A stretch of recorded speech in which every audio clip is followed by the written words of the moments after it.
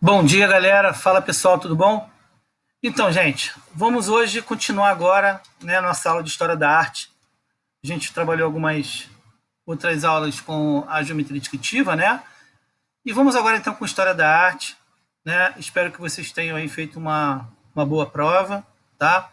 Espero que todos estejam bem, né, com a proteção de Deus e de Santo Agostinho. E a gente vai, então, fazer uma passagem agora pela arte contemporânea. E uma coisa que eu gosto de fazer é sempre buscando, tá, toda essa geometrização que tem nessas artes, né? Eu sempre gosto de fazer essa comparação, beleza? Então, essa arte ela começa aí na metade do século XX, tá? E a arte contemporânea ela vem até os moldes de hoje, né? Bem, eu vou trabalhar o livro, é a unidade 4 do livro de História da Arte de vocês. Para quem não tem um livro, eu já deixei disponível, né, um arquivo em PDF para vocês, tá? Lá atrás eu coloquei lá numa das nossas aulas, tá? Para quem não tem, pode pegar lá, tá? Mas, assim, tudo que eu estou dando aqui é praticamente retirado desse livro e a gente vai passando, eu vou lendo com vocês. Para quem não tem o livro, eu coloquei também muita coisa por escrito, isso vai facilitar, ok? Bem, então a gente trabalha aí arte contemporânea a partir dos anos 50 e 60, como disse aí, segunda metade do século XX, tá? Período de grandes rupturas, né, no pensamento artístico do século XX, e isso tudo fundamentou, então, a arte contemporânea. Tá? Dentro da arte contemporânea, a gente tem vários movimentos artísticos, tá, gente? Então, a gente tem aí a op art, que é a arte ótica, temos o expressionismo abstrato, minimalismo, a pop art, que é a arte popular, que começou lá nos Estados Unidos, né? A arte conceitual, de Duchamp, eu acho que muita gente já ouviu falar, e algumas outras linguagens aí da arte contemporânea, a gente vai vendo também, a gente dá uma pincelada mais rápida, beleza?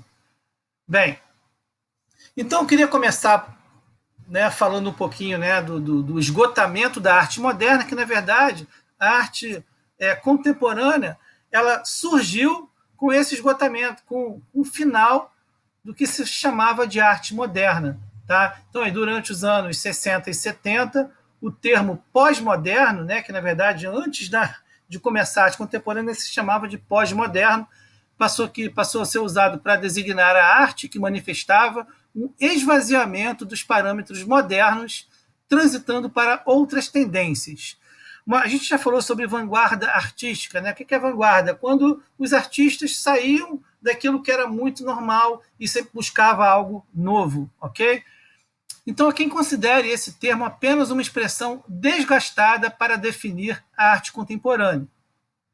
As artes que surgiram após a Segunda Guerra Mundial se referem a um ambiente marcado pela divisão política, econômica e cultural causado pela Guerra Fria. Tá? Então, vários movimentos foram surgindo, né? Dentre eles, esses alguns que eu já falei aqui agora, e justamente através desse rompimento. E aí, nesse contexto, foram criados novas linguagens e os movimentos artísticos que a gente vai ver, então, aqui nessa aula. Claro que eu não vou falar de todos, para a gente não ficar com um vídeo muito longo, mas a gente vai ver alguns principais hoje. Eu coloquei aqui a obra Cavaleiro Vermelho, de Roy Lichtenstein, né, de 1974. É uma obra toda reticulada. Né, ele usava uma espécie de pintura para simular, presta atenção, tá, gente? Para simular as impressões gráficas que eram usadas naquela época. Né? Então, quando você tinha um material impresso em gráfica, que era reticulado, ficava exatamente como está essa pintura aí. Só que isso foi feito à mão, ele pintava com tinta acrílica.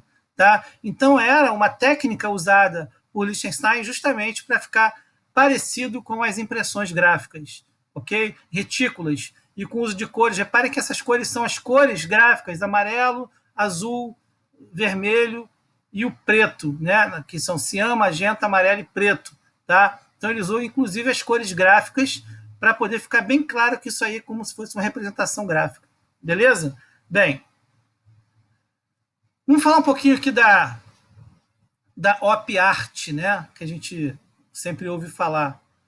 Então, ela vem do inglês optical art, que significa arte ótica. Tá? Tem como precursor o pintor húngaro Vítor Vasarely, e ele foi o criador da plástica do movimento, tá? Quando a gente fala movimento, é porque quando você olha para um estilo de op art, parece que essa pintura ela se movimenta, tá? De alguma forma, se você reparar essa primeira imagem aqui, ela parece ondas, né? Que sei lá, ela parece que estão em movimento. O objetivo é justamente fazer esse tipo de ilusão. O nome dessa obra é Catarata 3, né, de Brigio Healy, tá?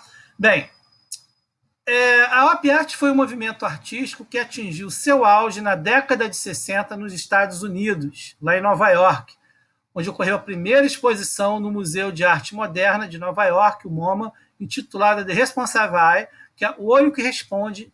Isso foi em 1965. Tá? Então, tudo surgiu, quando a gente fala de op art, né, arte ótica, por conta dessa exposição. As obras da op art apresentam diferentes figuras geométricas. Então, isso é importante, gente, porque a gente vai trabalhar, como eu já disse sempre, utilizando, nesse caso, várias figuras geométricas para poder representar a op art, ok? E elas são combinadas de modo a provocar sensações ópticas de movimento e de ilusão, claro, isso vai trabalhando toda uma ilusão, e quando a gente olha, a gente fica meio que viajando nas imagens. Quando o observador muda de posição, a impressão é que a obra também se movimenta, formando um novo conjunto pictórico e ilusório. Essa aqui, ó, é uma obra chamada Pauquete, de Vitor Vasarely, de 1973. Ok? Também, reparem que ela é bem tridimensional. Isso aqui é tudo pintado à mão, gente. Principalmente com tinta acrílica. Bem, vamos falar um pouquinho da pop art agora, que é a arte popular. Tá? Então, a expressão pop art deriva de popular art, né, que significa arte popular em inglês. O movimento pop art surgiu também nos Estados Unidos por volta de 1960, muito próximo, né, da op art, e alcançou uma repercussão aí mundial, internacional. Para a pop art, interessam as imagens, o ambiente e a tecnologia industrial dos grandes centros urbanos.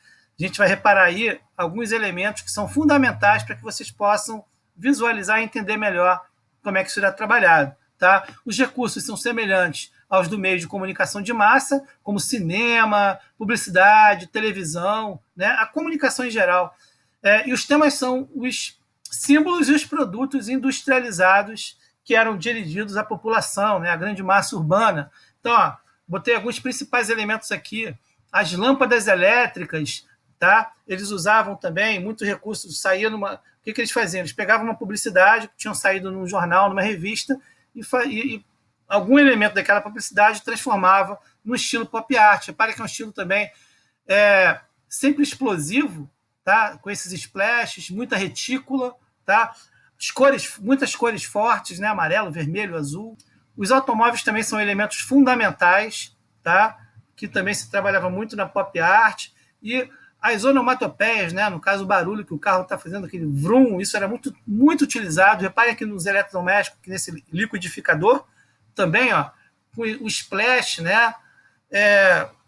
Identificando como se estivesse fazendo uma ação, tá? Os sinais de trânsito, aqui também numa forma de trabalho, né? Em sequência, isso era muito utilizado também na pop art. Enlatados, embalagens em geral, a Coca-Cola foi muito desenhada naquela época também. E eu não sei se vocês já ouviram falar nas sopas Campbell, que é essa latinha que eu coloquei aqui embaixo. As sopas Campbell, gente, quando ela foi pintada por Andy Warhol, que era um grande pintor também da pop art, ele pintou nada mais, nada menos do que 32 latinhas, uma do lado da outra, né, numa sequência de 4x8, tá? 4x8. Foram 32 latinhas pintadas, representando um sabor em cada latinha, e foram todas pintadas à mão, com tinta acrílica. Foi um painel enorme, tá? Depois eu tento mostrar isso para vocês em outras aulas, tento falar um pouquinho mais sobre esses painéis, tá? Mas eram 32 latinhas, porque eram 32 sabores de sopa, tá? E isso vem, claro, da publicidade, e ele transforma em obra de arte, tá? Andy Warhol era um dos grandes, e foi, né, na verdade, um dos grandes pintores também da pop art, ok? Então eu coloquei aqui alguns dos principais elementos, tá? Figurativos e realmente que marcam tá? Através desses splashes, da duplicidade, da sequência da pintura, isso aí marca bastante o período da pop art. Eu queria também mostrar para vocês aqui a imagens, né, das grandes estrelas. A partir desses movimentos e vanguardas, os estilos artísticos se libertam dos padrões religiosos e políticos e iniciam aí uma livre e espontânea forma de expressão. Então, os artistas, eles tinham aí agora, a partir desse momento, tá, livre expressão para pintar realmente o que quisesse, não estavam presos a nada. Tá? O termo vanguarda passou a ser relacionado a essa nova arte, esse novo estilo. Então, mais uma vez, o que é vanguarda? É quando o artista ele se desprendia de algum estilo que ele realmente estava muito preso para poder pintar o que ele gostasse de pintar. Quem gostasse da obra dele ia comprar e adquirir. E quem não gostasse ia atrás de um outro estilo. Tá? Um exemplo da pop art, né? uma outra sequência aqui de Andy Warhol. Tá? Ele reproduz em sequência a imagem da Marilyn Monroe, famosa atriz hollywoodiana dos anos 50 e 60. E é possível que o artista quisesse mostrar que, assim como os objetos são produzidos em série para amplo consumo, a imagem de artistas de celebridades contemporâneos também é reproduzida em inúmeras vezes no meio de comunicação para o consumo do grande público. Tá? Então, exatamente o que ele quis fazer. Ele quis pegar uma atriz que era super famosa no mundo todo, né, e fazer uma reprodução dela como se fosse um produto, né, como se fosse um produto para consumo, produção em série. Tá? Como é que seria a produção em série hoje da Madonna, produção em série, tá, de um jogador de futebol, Cristiano Ronaldo. Finalizando aqui, eu coloquei para que vocês possam reparar que, apesar das variações de cores, né, de cada quadro desse aqui, tá, o traço da atriz permanece invariável, não mudou nada. Então é a mesma foto. O que foi colocado aí foram apenas cromias diferenciadas. Parece até efeitos, né, que a gente hoje dá no computador e algum aplicativo, mas não é. Isso aí realmente foi produzido através de pintura, tá bom? Tinta acrílica sob tela. Tá legal, galera? Então, pessoal, eu queria finalizar aqui agora, quando a gente está falando aí da pop art, né? Eu queria mostrar um pouquinho uma comparação entre publicidade e arte, que era muito utilizada também nesse período, tá? Eu coloquei aqui uma obra de Lichtenstein, que é A Moça com a Bola, né? Que foi base de um anúncio do jornal New York Times, tá? Se tratava propaganda de um hotel na região turística da Pensilvânia. O anúncio original é esse aqui, que está aqui à direita. Repare que tem uma mulher aqui segurando uma bola e aqui vem a propaganda. Então, o que os artistas faziam? Ele pegava alguns elementos, né, no caso aqui a mulher com a bola, e transformavam isso numa pintura. E muitas vezes simulando até como se fossem quadros de história em quadrinho. Eu não sei se vocês lembram, lá no início do ano, a gente até fez alguns exercícios sobre quadrinhos, e eu citei aí, a gente fez alguns trabalhos bem parecidos com os do Lichtenstein e também de Andy Warhol. Tá? Então aqui, vamos falar um pouquinho só da obra para a gente poder finalizar. A obra, com poucos traços e cores, apresenta uma moça jogando bola. Tá? Repare que ela está na mesma posição. A cor escura do maiô, essa aqui tem projeções às vezes em preto, aqui está em azul, mas tem impressões em preto também, tá? O que é azul é preto.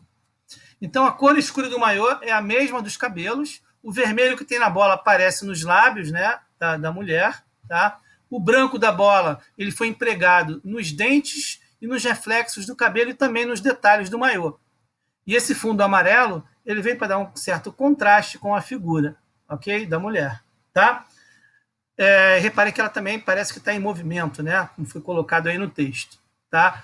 E então, gente, para finalizar, a gente vê aí que enquanto as vanguardas modernas ficam cada vez mais complexas, a pop art seguiu para a cultura de massa e para a indústria cultural, desenvolvendo uma arte que se comunicava facilmente com as pessoas. Isso, gente, é feito até hoje. Tá? A gente vê hoje ainda muitas publicidades, marcas, né, ainda no estilo pop art. Eu mesmo já tive um café, né, uma cafeteria que tinha no Maitá, e chamava-se Tribaristas, que eram 3 baristas, e o logotipo dela, claro, eu criei, também foi no estilo pop art, e os cardápios foi tudo nesse estilo. Tá? Depois eu mostro para vocês também. Vocês me cobrem, por favor. Usando a publicidade como referência, a reprodução de imagens em série e o uso de produtos industrializados constituíram uma ruptura com a arte moderna. Tá? Então, foi o fim realmente da arte moderna, do pós-moderno, e aí a gente começa, então, a arte contemporânea, e a OP e a pop art são dois movimentos importantíssimos para a arte contemporânea. Tá legal, galera? Então, assim, eu vou, em seguida, apresentar um outro vídeo para vocês, que eu dividi em 2 vídeos, só que esse outro é mais curtinho, mas esse outro é bem legal, que vou mostrar aí algumas imagens de ilusão de ótica, tá? Da arte ótica, que vai ser bem bacana, tá? Parece que elas estão em movimento e eu acho que vocês vão gostar muito, tá bom? Então, daqui a pouquinho vocês abrem o próximo vídeo nosso, espero que vocês tenham entendido. É claro que no livro a gente acaba se aprofundando um pouco mais, eu faço basicamente um resumo, mas está bem dentro do que eu queria passar para vocês, tá legal? Então, até já, fiquem com Deus, espero que vocês tenham realmente entendido, tá? Um abração aí, tchau, tchau.